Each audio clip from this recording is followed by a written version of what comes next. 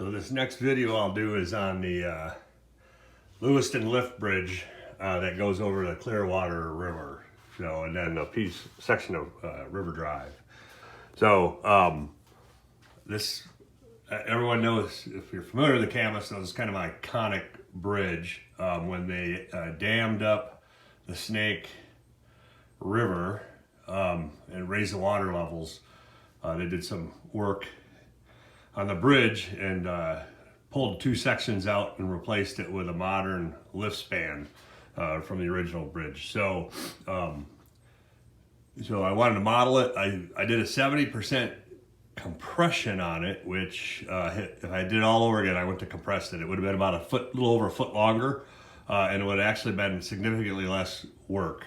So I'll just start on the east end. So eventually I'll 3D print, or I will build the control building that controls the bridge and finish that out. But right now it's just a foam core, foam board with a PowerPoint prints wrapped around it.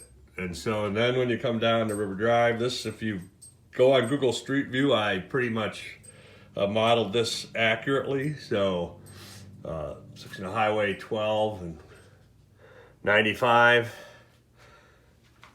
with the kind of park and walkway along the levee, and then the levee, actual levee itself on this side of the river. So what we've got here is Centralia Shop. I think it was a company that does these. These are their truss spans. They're real nice kits. I shortened it to get the right, get it at 70% and kind of the right proportion. So like I said, had I do all over again, I would have just modeled it 1-to-1 scale, and I went to had to hack apart so much of the bridge. So and if you go look at prototype photos, there's a little bit of a fence there on the levee to keep all the miscreants off the bridge. So that's just a normal kit bashing, slicing the bridge up.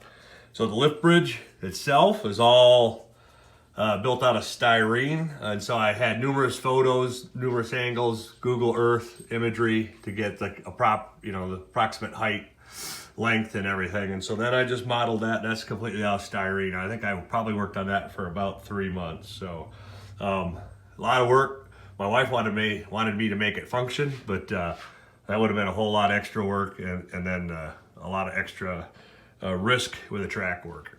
And so this section here was the original swing section. So when Northern Pacific put the line in, Union Pacific had the Oregon Navigation Company run a steamboat up to prove they were still using the river, and then that forced Northern Pacific to put in a swing bridge. So this is just a kit brash structure of the Central Valley. So that's all that is. And then the last span coming off is just one more span. So like I said, compressed. Had I do all over again, I would have just made it full length. And then this is just your standard woodland scenic water color. It's like an OD green with a woodland scenics pour. And then I use their ripple effects to kind of get the waves. So if you really look right up on it, there's some, you may see an air bubble or two, but it kind of gives you the effect of a little bit of a wind on the river. So that's the Clearwater River and the lift bridge. And that's kind of how I made it.